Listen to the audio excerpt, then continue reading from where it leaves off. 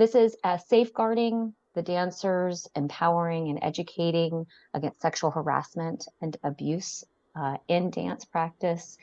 In the point of this conversation today, or the focus of this conversation, is to educate and empower artistic staff and faculty and talk about our collective responsibility to ensure that dancers come to class and competitions and their work environments in a place that's safe for their body and their mind.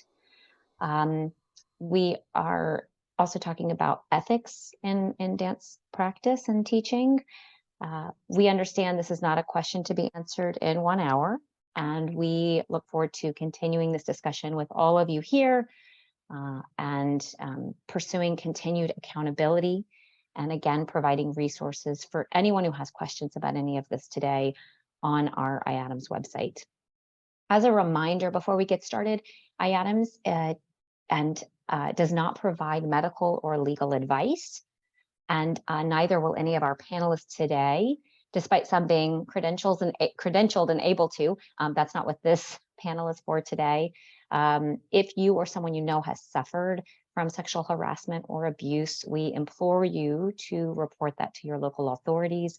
And there's also confidential hotlines that you can call, such as RAINN in the RAINN in the USA, but we will again have a list of all of these resources on our website, as well as ways to educate yourself in your own practice.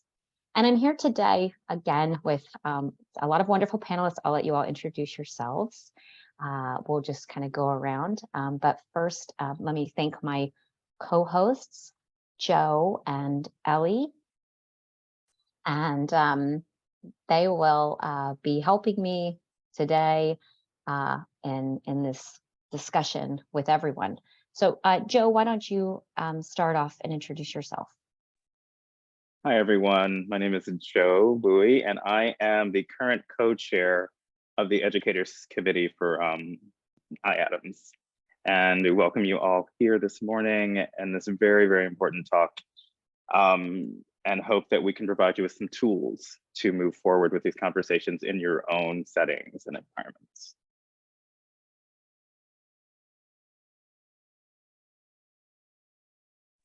I am Ellie Kushner, and I'm a member of the Dance Educators Committee. My pronouns are she, her, and I look forward to talking with all of you, especially our panel of experts who I hope to learn from a great deal. Thanks. And I'll go around who I see here. Nicole, would you like to introduce yourself? Good morning. My name is Nicole Perry, she, her. I am on the unceded land of the Seminole and Miccosukee peoples in what is colonially known as South Florida. I'm a certified intimacy director and coordinator and one of the co-founders of Intimacy Direction in Dance. I also teach on power and consent topics for the Dance Education Equity Association, NDEO, and Momentum Stage. And I'm a dance professor at Florida Atlantic University. Thank you. Paula? Hi, I'm Paula Thompson. I am a professor at California State University, Northridge, and it's in the Department of Kinesiology. I run the dance program. While there, we also conduct research on the effects of stress on performing artists, athletes, and active control participants, and we look at the risk and protective factors accompanying stress. I'm a clinical psychologist. My area of expertise is treating complex trauma. So this topic is a home turf for me. And I am on the mental health working group for IADMS. Continue to choreograph, former dancer, and always educator. Thank you, Paula. Maggie?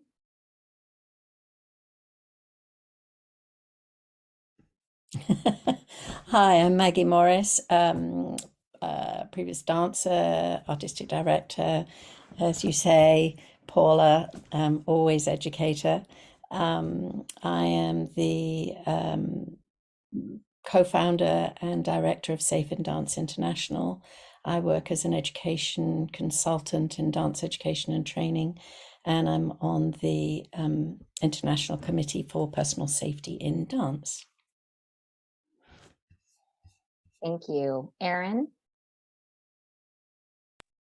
Hi, I'm Erin Sanchez. I'm the manager for health, wellbeing, and performance at One Dance UK. I also manage the National Institute of Dance Medicine and Science in the UK. I am by training an MSc, so I'm an advocate, an educator, and an applied researcher. I am also on the International Committee for Personal Safety for Dance. We're an organization that provides resources and signposts to support around abuse and abuse prevention. I am also a PhD candidate at the University of Edinburgh. I'm looking into talent development and mental skills training. And I'm also a part of Safe and Dance International as a registered provider. Thank you. Mario? Good morning, everyone. Mario Ismael Espinosa is my name. My pronouns are they, them, theirs. I'm the social worker for the Dancers Resource at the Entertainment Community Fund.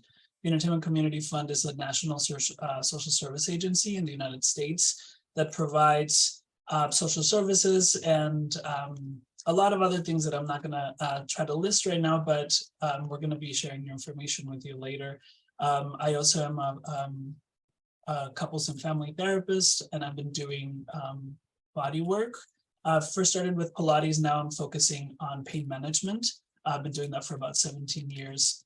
And currently I'm learning indigenous methods of healing from an elder in the northeast part of the country. And the Medicine Way is the name of the course, and I'm learning a lot from that, and I'm happy to sharing information that I can in this conversation. Thank you for the invitation. Thank you. Renee? Good morning. I'm Renee Redding Jones. My pronouns are she, her, hers. I'm coming to you today from the unceded land of the Lenape people, colonially known as Teaneck, New Jersey. I am an adjunct professor at NYU in the Department of Drama. I've spent several years as an assistant professor in the dance department. I'm a senior teacher at the Atlantic Acting School, an intimacy director and coordinator, and a founding member of Intimacy Direction in Dance. Happy to be here. Thank you. And Diane? Hello, I'm Diane DeFries. I'm Executive Director of the American College Dance Association, which is a national membership organization that with the membership solely of universities and colleges across the US and international. The way we serve our mission is through in-person conferences across the country. So that's primarily what ACDA does. I am a former faculty member at SUNY Potsdam and University of Maryland and a few other adjunct gigs. And I am really pleased to be here with these very interesting people on the panel. Thank you.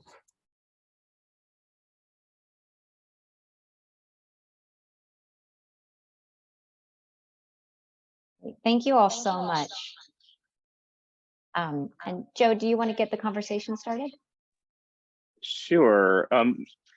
Just in sort of full disclosure for everyone who is participating in the webinar, we sent some prompts to our panelists to begin this conversation. We realize that it's far-reaching and really quite broad, and we're just hoping to sort of take a particular lens as we look at these topics and these issues.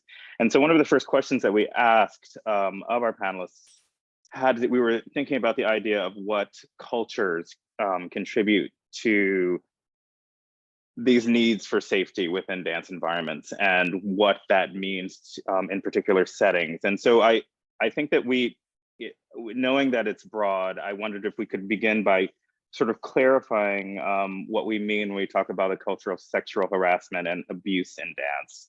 And this can extend, we have one of our panelists in particular who will speak about grooming in these situations, or how we define that as well. But I think we could begin this conversation with a discussion about the culture that contributes to this and defining that culture itself. Maybe I was thinking we had one, actually a wonderful sort of comment from Erin Sanchez. And so I was wondering if Erin, perhaps you could begin this conversation.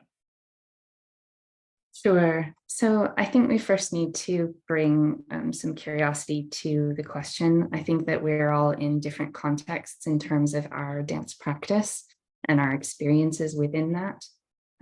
So I think considering all of the cultures that we have experienced, I don't know that we can all necessarily blanketly say that there is a culture of sexual abuse and harassment in every dance setting. And I think just calling into question what we do see, I think contextual lenses for me are really important. You know, what we would expect to see in a dance studio, whether that's a rehearsal environment or a dance teacher leading young students, or maybe even a peer-led creative process. I think the rules that we bring to those settings might be different than what we would expect, say, if we were in a professional working situation in an office, or perhaps in an educational setting, or perhaps even in some place quite mundane like a grocery store. And I think we need to all check our cultural competence in terms of what we're expecting to see in those places. And I think when you start to bring people's awareness to maybe what they are willing to accept in a dance studio environment versus what they would potentially be willing to accept in any of those other non-dance environments, you start to get a sense of what that culture might look like and how some of the unwritten rules of our culture in dance could lead to quite a dangerous situation around abuse of any kind, and specifically today, obviously, around sexual harassment and sexual abuse. So I think just kind of bringing our lenses in is important. So that was my comment on that, if you will.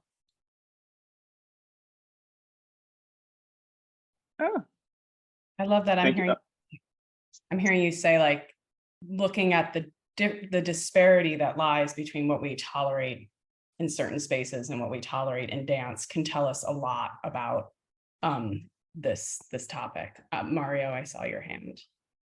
Yeah, you know, what I can contribute to this conversation is the perspective of the professional dancer, right? Because my dance career was in concert dance. And Erin, when you mentioned the things that are, you know, accepted in that space, and also some of the unwritten rules, right, that we learned in our training, that we bring into the professional setting, meaning like company work, touring, working with different choreographers.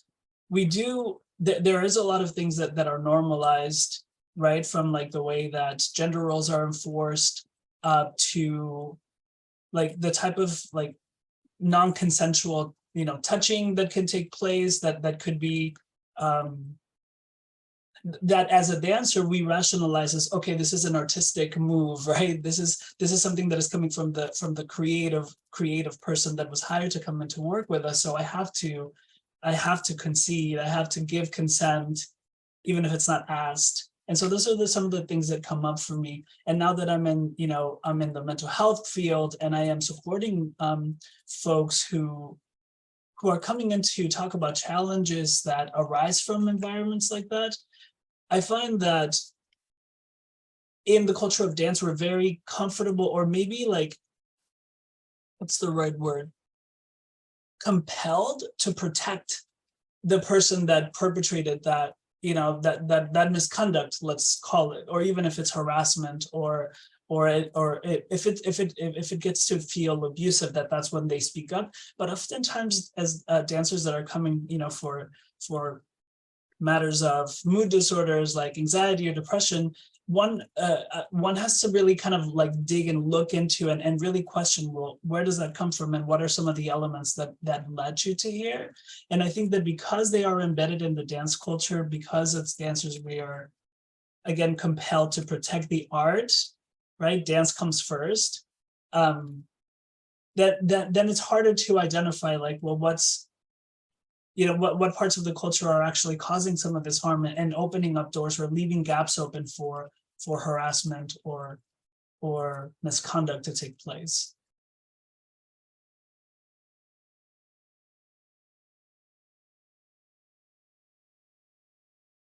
I just had a thought in reference to what the last thing you said, Mario, about dance coming first.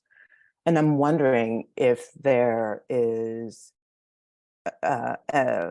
room to have this be a people first art.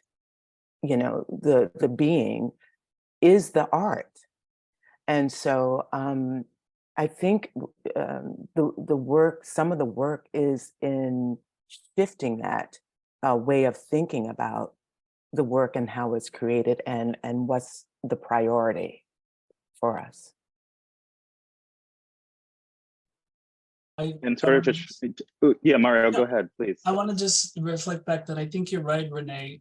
When I think about how dancers, how we talk about even our bodies, we call it our instrument, right? We objectify ourselves in a lot of ways for the art. And so I would love to see where this conversation of what would it look like to shift the language that we use and see how that affects how we view ourselves in these spaces. I'm sorry, Joe, to interrupt.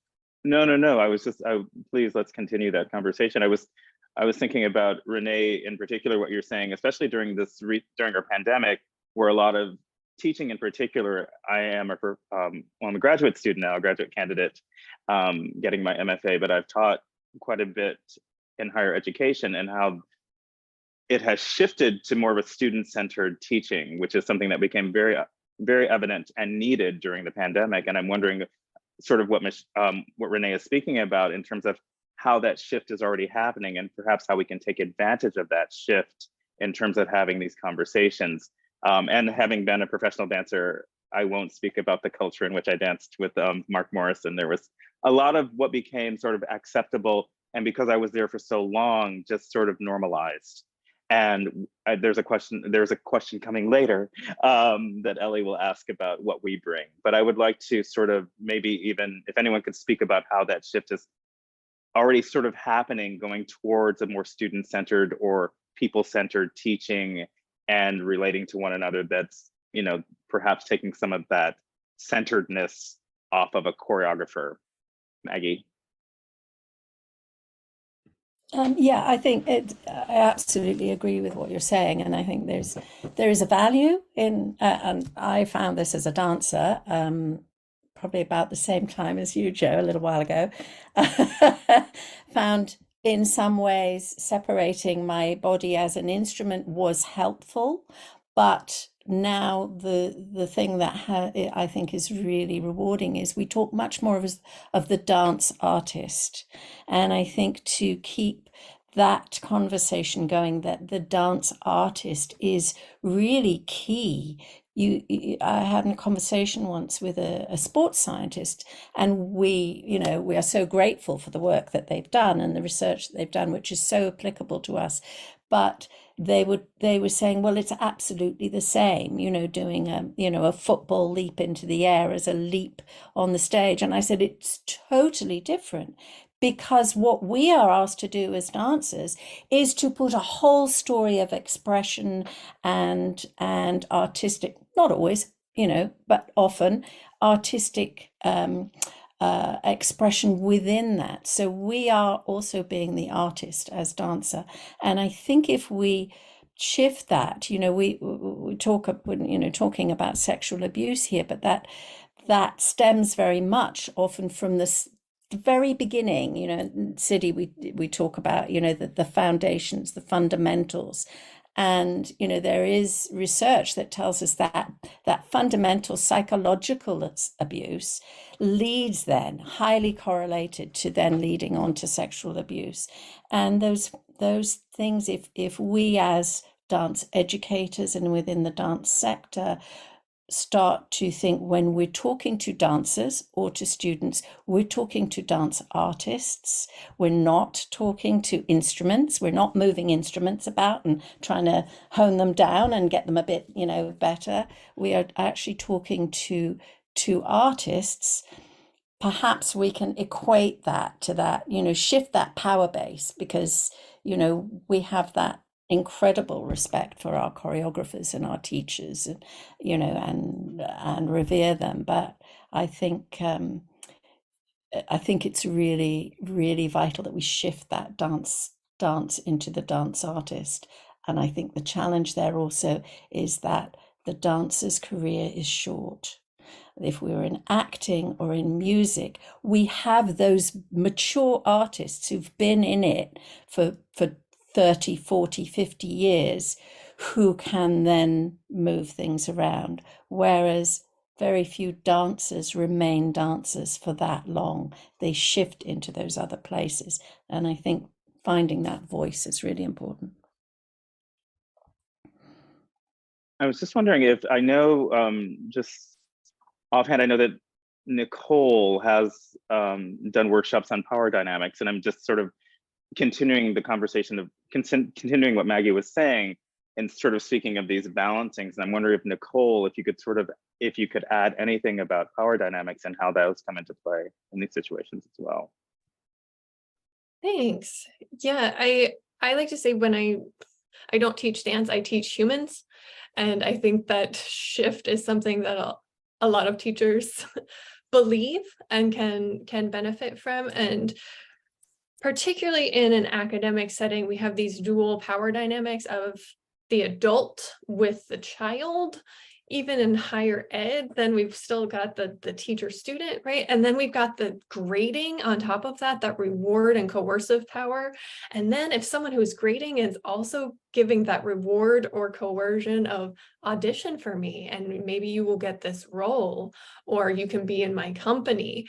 The power dynamics that we see in dance are incredibly intertwined and compounded in ways that we don't often experience in a manager-employee situation if we were in an office job. They're really intertwined and tangled up with all these different ways that we experience power. And then we often experience this gaslighting of, oh, you're my collaborator. Where if you were really a collaborator, collaboration requires equal power dynamics. We have to see the other person's point of view as equally valid, that they can have consent and agency. That would actually be a collaborator if they could say no. And so often as dancers, we're experiencing this, like, they say I'm a collaborator, but I'm doing all these things that they want and not what I want. And we get very confused about what that word means that gets thrown around a lot in dance. So I think the power dynamics of dance and dance education really need to be exposed and named. And then once we name them and say, this is the situation that we are in, we do have choreographers and dancers, but they're both necessary. The choreographer is not going to get their piece made without the dancers. Not all dancers want to be choreographers. They want to work with somebody else. That is where we enter into collaboration, is seeing the necessity of everyone's role and power and consent and agency in our world.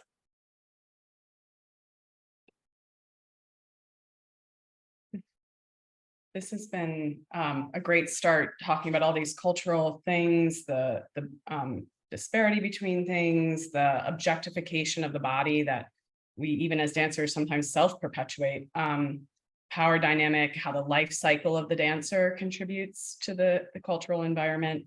I'm wondering if it's okay now to switch to some of the legality involved in these issues. I was going to ask Paula if you could sort of describe sort of like where the boundaries lie here between a culture that maybe is permissive and allowing of sexual harassment and abuse, and where sexual abuse and harassment lie, and sort of talk about what goes into that transition. Sure, I'd be happy to. And when we start shifting into the legality of it, the grooming aspect may be psychological control or sexual control. So we need to know that grooming may cross many ways of interfacing, but there's always a perpetrator and a victim. That victim may be a minor, it may be an adult, but the particular perpetrator, the one who's grooming, is deliberately trying to establish a relationship that will then shift that power differential. And the victim, the characteristics of victim, and I hate these words, victim and perpetrator, but I'm just trying to keep it gender neutral and age diverse. So the victim is often someone who's feeling unloved. They may feel very isolated or lonely. There's a lot of emotional need and hunger, and they may have, if they're a minor, a lack of parental supervision. But with some perpetrators whose deliberate intent is to engage that special relationship, they will actually generalize it to others, including the parents, so that the parents feel that they're in this special relationship as well. And that will engender more trust in this particular person. So once they're in this relationship, the victim has been identified, they start to feel special in this relationship. And that special feeling continues to build the trust relationship. So we have to remember, this is not a violent sexual harassment or assault. It's very subtle, and it can have a lot of loving relationships. Where it deviates from building a trusting mentor-mentee relationship is the intent to then psychologically or sexually manipulate the situation. So once it starts to shift into that territory, then the need to have secrecy within that special relationship starts to emerge. And then gradually, the more you feel loved and special, you're getting extra attention as a dancer, you're getting an extra role, your injuries are being monitored, your emotional needs, all of these things are getting addressed in this special relationship. Then for the sexual grooming, the next piece starts to get introduced, and that is normalizing and desensitizing around touch and around sexual content, so that the person, the perpetrator, may start talking about how gorgeous you are and how sexy you are, and these words start to get infiltrated. That can make you feel really special too. And so before you know it, you think that this is a great relationship because you have this extra sexual energy, or any numbers of ways of coercing the person into that power differential relationship. Once that is established, and then the sexual abuse or sexual harassment increases, it crosses the fuzzy line, the gray line, and then starts to enter the territory of the illegal.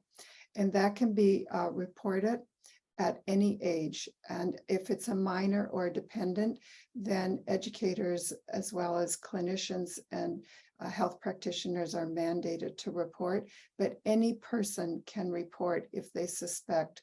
The victim themselves, including the parents who may have been seduced into this environment, and it can happen within institutions. So it's not just one-to-one, it can be whole large faculties that are being seduced into silence. And some of that silence is maintained, one, because of shame. You feel like something has happened even though you're special, so the shame will keep you quiet.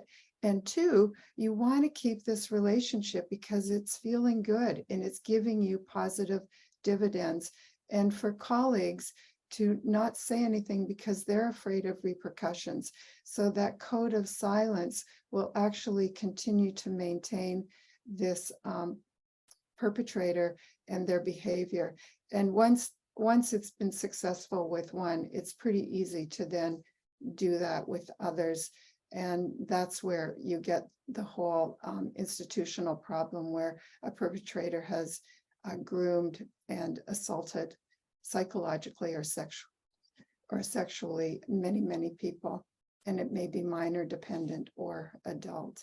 So it's a complicated relationship, And we need to differentiate when it's mentor-mentee versus somebody who's grooming, and normalize and educate about shame so that the silence isn't maintained.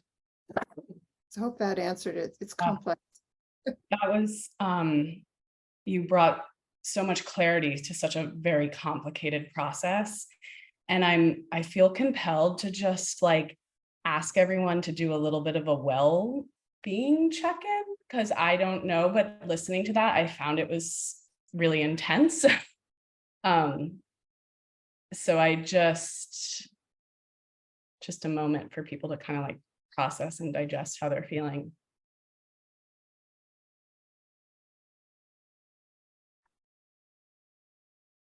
And Erin, I see your hand in response to Paula's comment. Yeah, I just wanted to thank Paula for that really clear explanation. I think sometimes clear language can be a real antidote to a lot of misunderstanding. And I think it's also really important to recognize that we're all representing different parts of the world. So right now we're really representing the UK and the United States, but I think we need to remember as well the legal differences and the differences in definitions between countries, and indeed in the United States between states, in Australia between states. So understanding and knowing your legal frameworks and the definitions that are used in those legal frameworks is, I think, incredibly important for dance professionals, so that you do know what crosses the line and when it crosses the line and how that might look in dance. So what Paula was saying about being able to identify where those concerns might arise in the context of dance, and the culture of silence being a kind of a ripe ground for things to occur with not a lot of conversation around them. So thank you, Paula, for that. I found it really enlightening. To that, sort of continuing that point that Erin made, Mario, I was wondering, could you speak a little bit about HR, which I want to start too by saying that we recognize that not everyone has an HR department. You know, if you're running a small little studio, you don't have HR. Plenty of competitions that are very large in scale don't have HR. So when we talk about human resources, we should first of all acknowledge that small companies don't have HR. And that also is something that varies a lot from country to country as well. So in the US, we use this term human resources to describe sort of legal issues in the workplace. And Mario, could you speak to sort of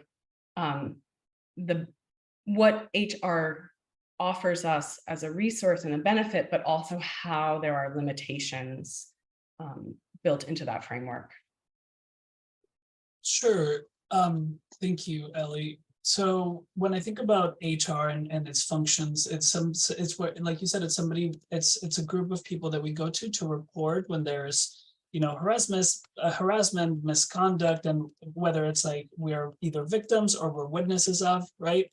And you're right, not everybody has that sort of structure embedded in their workspace or in where they go to create art. In the state of New York, which is where I live, we're mandated, every employer is mandated to have a sexual harassment or an anti-sexual harassment training every year. And I know that in the dance company that I worked with for 7 years, we didn't have it once. There was never once a conversation about what's misconduct, what's harassment, what's sexual harassment, defined by the state, defined by federal. And it's something that employers are mandated, right? So that's already a big failing on a lot of organizations. There's already a lot of, and I should say that the culture is changing. And in the last 2 years, since, you know, the summer of 2020, there's been a lot of change. And I do see a lot of people, you know, making efforts. So I don't want to be, you know, catastrophic about this, and I don't want to be, you know, doomsday. I want to say that there are efforts being made, and a lot of those efforts that I'm seeing are actually coming from the artists, which I think is really important to name, because the structure is sometimes not there, or sometimes it takes too much time, and the organizations don't bother to actually go through with, you know, the anti-sexual harassment trainings. I find that it's really important to give and make space for the artists to actually create that safety for themselves. And I'll give you an example. Recently, right now I am mentoring a choreographer who's creating work with this dance company, and this person, you know, has a background in social justice. This person is also an amazing creator, is a disabled dancer who is bringing disability justice framework into the dance space. And so the first thing that they did is we sat down in a circle and we talked about what can you expect from the creative process? How do, like, you know, because the process, the content of the piece is going to be really, it has to do with mental illness and all these things, that the choreographer was like, let's bring a mental health professional. So they asked me to come in and they said, okay, how do we distinguish between triggers and being uncomfortable? And all of these conversations before the rehearsal process started, before there was any touching, before there was any of these things, how do we, the choreographer created a space, and there's going to be a videographer there who's also a dancer. And there was a moment of dialogue where the dancers could like say, okay, this is where I am in the conversation about, you know, what I need, in the conversation about triggers. This is how much work I've already done. So, and then the videographer, for example, got a chance to say, hey, I'm a dancer myself.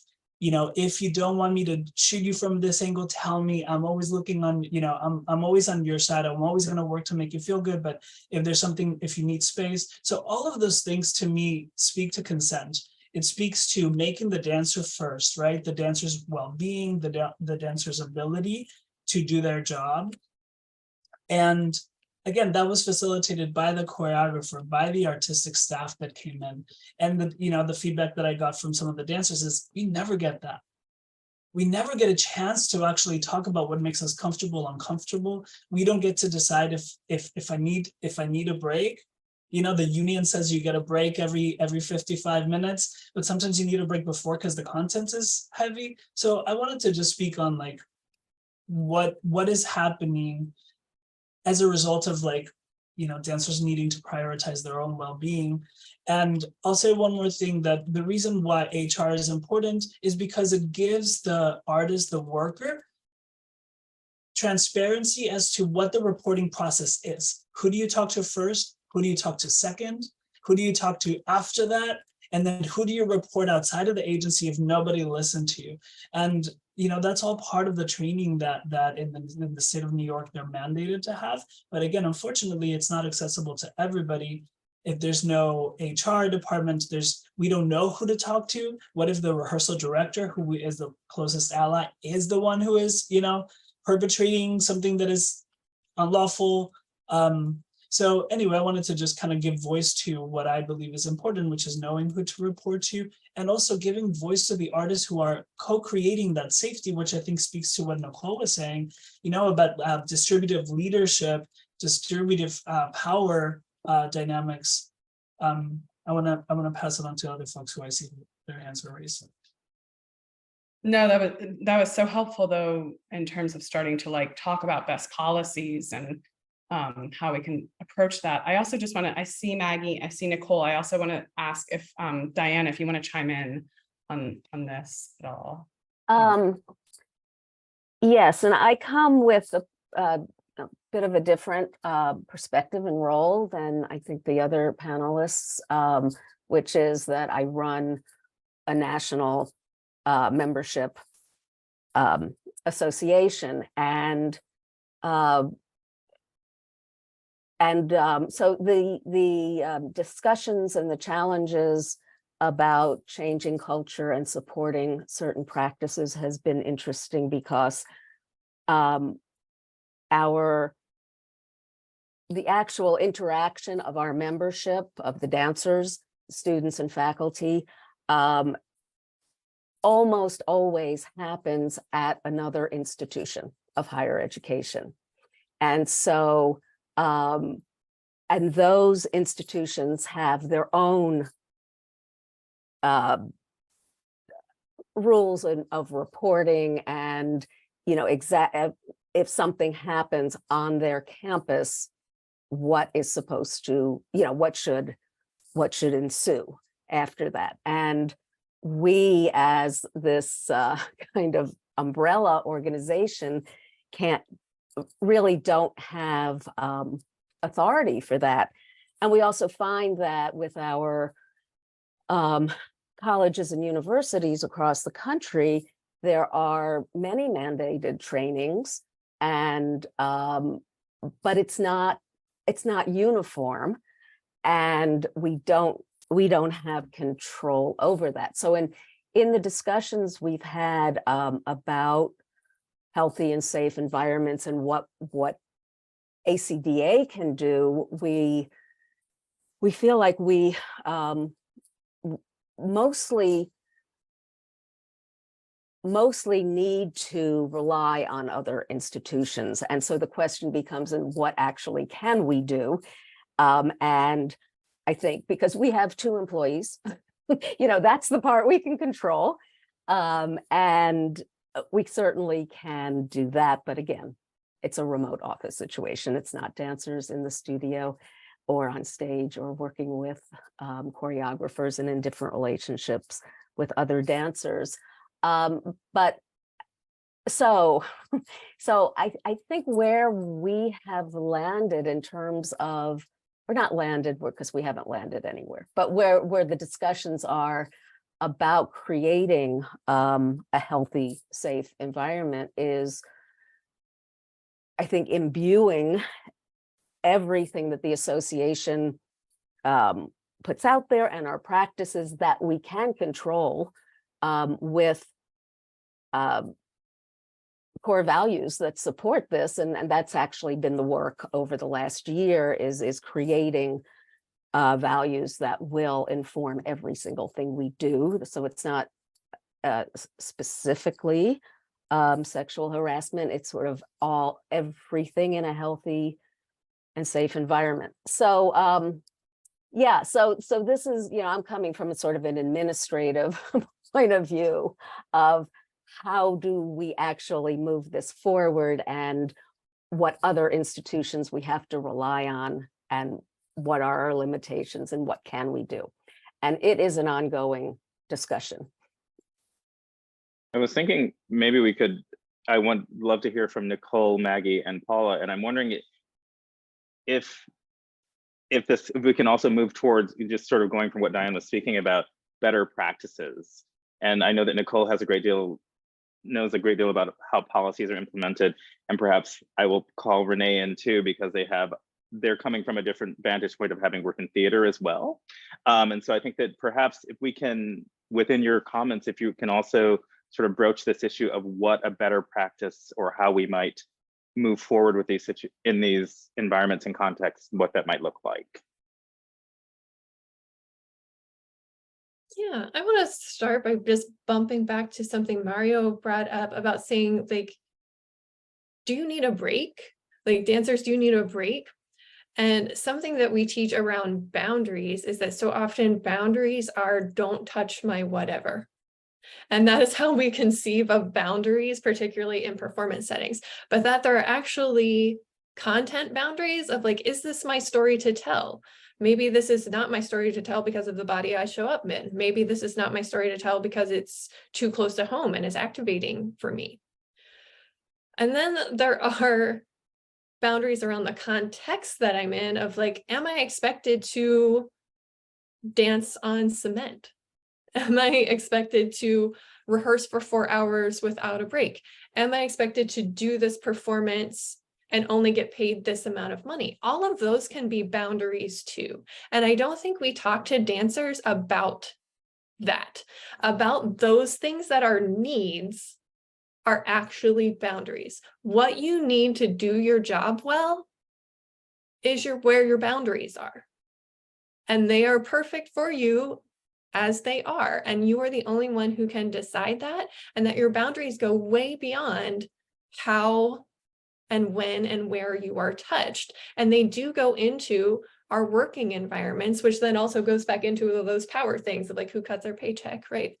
But I think starting with students very young. This week I taught a theater camp for small humans, and I was doing the dance portion, and I came in and said, okay, before we get started on this choreography, I, as the choreographer, have some things already planned out. And I'm wondering how you feel about when we hook our arms together, if we hook elbow to elbow. Is that available on everybody's body to be touched at your elbow? And then we had another moment of contact that I just presented it to them ahead of time. How do we feel about these moments of contact that might come up in our choreography before we even get there? We did not have, huge in-depth boundary conversations with 10-year-olds, but we had enough of a conversation for them to know their body is not a free-for-all, and that people in power should be having conversations with them about how their body gets touched. And with reporting, like I have a rule as an intimacy director that I only work with organizations who have published to share with performers a chain of communication or a resolution pathway. And over at Momentum Stage, where I also work, we have like a formula of how you make one of those things. But that is personally a rule for me, that I won't work in a place that doesn't take seriously their upholding of agency of their performers, the consent of their performers. And, some people will publish one and then not follow through, and that's a different conversation. But they have to at least show we've done the work on being accountable. And here's how we do that. So I think modeling boundary conversations for even young people and sharing that boundaries are way more than touching. And then having those chains of communications or resolution pathways, like those are my 3 best practices of the day. Thank you. Maggie, would you like to contribute? Yeah, I'd just like to come in on Mario's point about HR and policies. I too have been involved actually helping a lot of smaller organizations create structures and policies for themselves across all areas. And I think that it touches on one of the later questions as well. It's really, you don't need an HR department. You don't need an HR department. You need commitment. I think you need communication throughout the whole organization to talk about the kinds of policies that you might need, touching policy, safeguarding policy, reporting procedures. Who is that person? Brilliant if you can have a dedicated safeguarding person who is perhaps apart from the artistic staff or outside or on the board, who is absolutely confidential. So if you have a concern, you're not going to somebody who is your teacher or your choreographer or your artistic director. But all of those things, there are exemplars and examples of those policies and procedures that you can find on on a range of websites I'm sure we're going to share. But also, when I started writing policies about 20 years ago, I'd just go on the internet and I'd choose something and then you adapt and make it fit. But I think the key thing, and many of you have mentioned this, is the communication. Policies are live. They should be live. We write them and then we put them on a shelf and then we say, okay, if you're new, go and read this. No.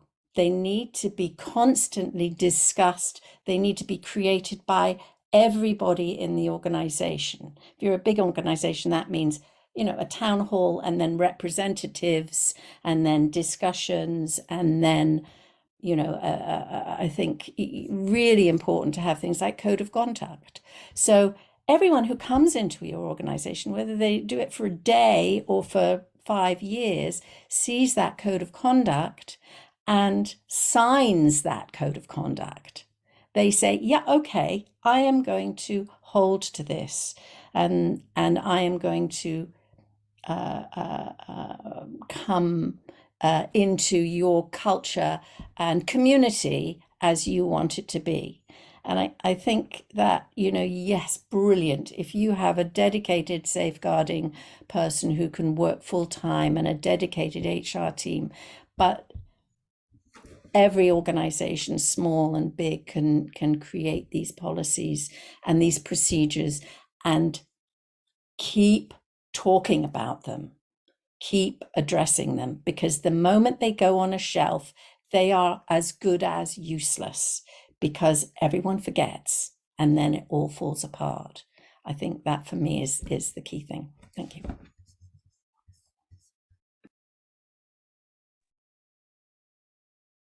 Paula? Sure. I'm going to turn it back over to Renee in a moment because she also addressed this in our pre-meeting. But what I want to make everyone also aware of is our own personal work that we have to do. Because if we don't do our personal work, then we're not going to be any good at this. And some of our personal work is looking at our assumptions. Because if we're looking at what is safeguarding dancers from our particular lens, we are missing so much cultural diversity and nuance. And not only that, like touch is deeply cultural, sexual ease is deeply cultural. So we have to acknowledge that we've got to do our own work and examine our own assumptions. And the other assumption is that people who have a large background of childhood adversity and repeated re-victimization into adulthood have normalized a lot of behavior that they will give consent to because it's perfectly normal. And to then disavow them that was actually abusive is a real shock to them. So we also have to be really sensitive in how we address some of the values that we're trying to set up, because they may need support. And that comes from us knowing our own selves and recognizing who we're working with. And I know, Renee, you had a lot to say about that. There's been so much said, and thank you, Paula, for that.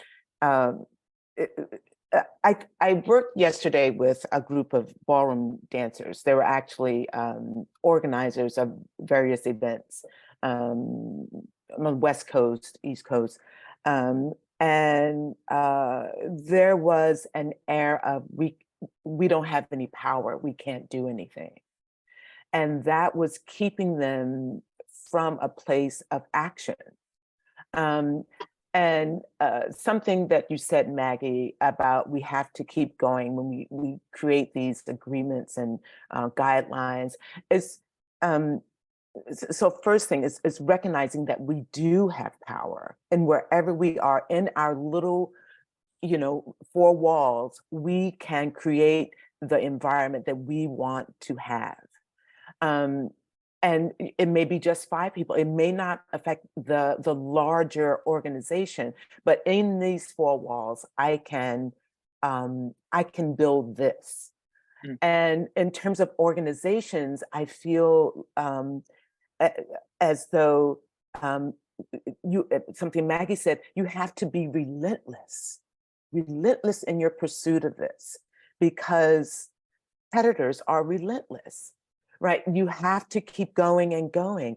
And I would say you work from right where you are. You don't have, if you're not connected to Title IX, you're in the institution, you need to let other folks know that they do have a Title IX office. Many students don't know that. Maybe it was included in an orientation with tons and tons of other information, and that phrase has never ever been said to them. And so you want to give them that information, the information that we have, we just need to share.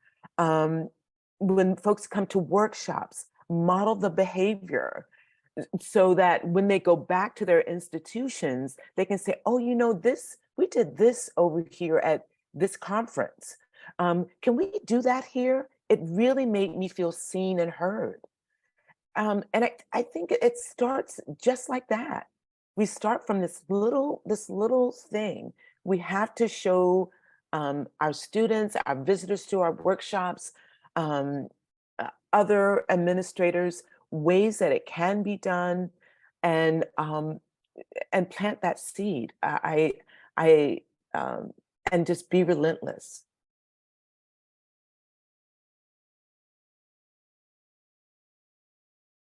I would say that this is so wonderful. We are obviously running out of time, but I think that we're leaving ourselves in a really sort of fruitful and in a place with a lot of potential, in that we're speaking now to other places where we might look. We look to ourselves to begin, of course, to model these changes for our students, and then we look perhaps outside of dance, or we look in other settings in which we can begin to implement policy, as Nicole was speaking about, and pathways, and with this perseverance and relentlessness that Maggie was speaking about. And so we can sort of take all of these things that we're bringing to the table, whether we have two staff members like Diane was speaking about, but affecting a larger group of people, or the way Mario was speaking about working within companies. I think that we can take all of these things today, I hope, and continue this conversation, because of course we cannot cover all of this in 1 hour, though we have covered quite a bit of territory. And I hope that everyone, I'll leave it to Lee to close us out, but I hope that everyone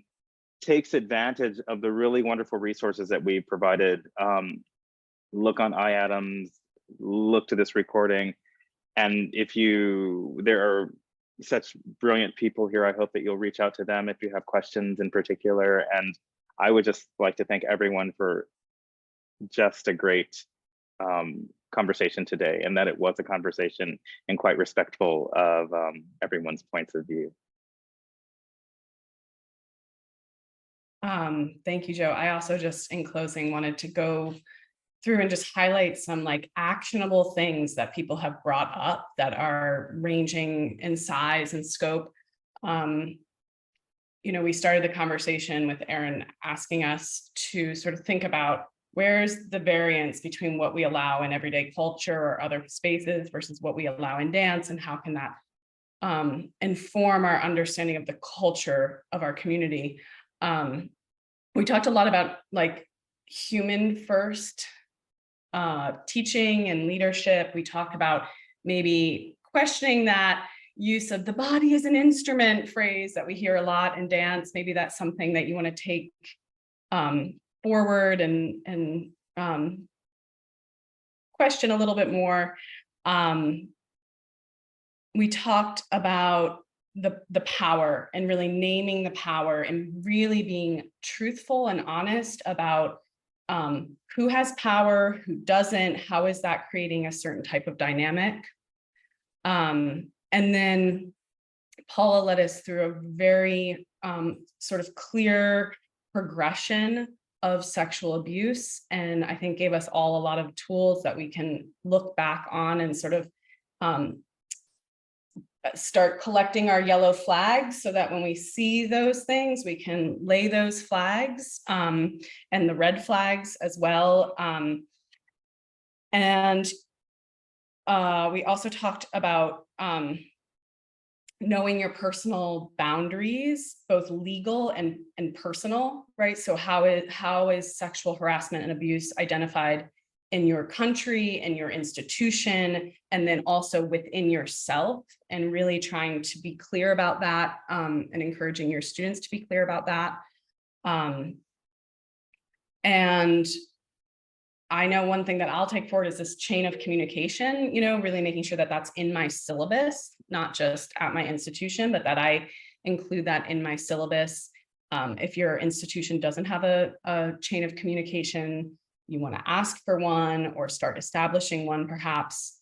And we talked about core values and needs and boundaries a lot as well. And that's something I've been looking a lot at in research, is how setting up core values and being very clear and articulate about your core values as an institution or an individual can be a protective action.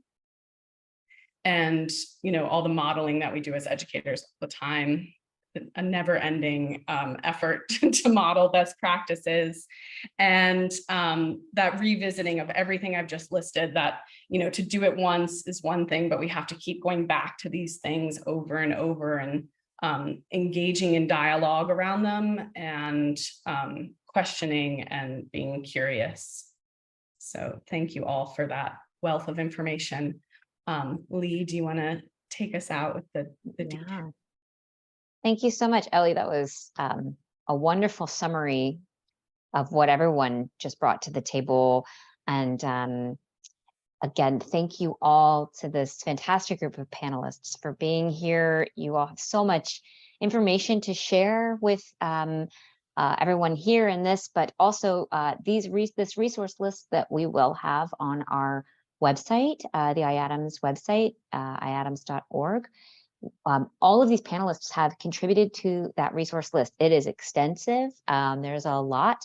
Some are international in scope as well in terms of reporting. Again, as we discussed in the beginning briefly, if you weren't here, we're not opening for questions during this panel, and that's not in any way to silence anyone from speaking up, but rather to ensure that this conversation is about educating and empowering from this group of panelists, giving their information, also, lack of time. But we do encourage you all to seek the resources on the website and continue educating yourself and your colleagues, and holding yourselves and others accountable, and continuing this conversation, because in one hand, it's complicated, and on the other hand, there are these actionable things Ellie's saying that's like, it's not complicated. Let's work on this together as a whole community.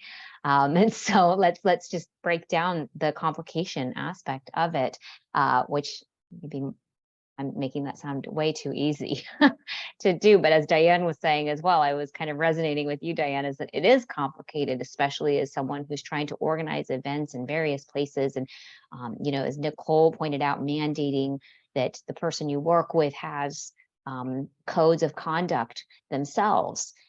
And so I think that that's really important to continue the conversation, and how are we keeping each other ourselves accountable. And again, thank you all so much for being here. Thank you for watching, and have a great weekend. Keep talking. Thank you.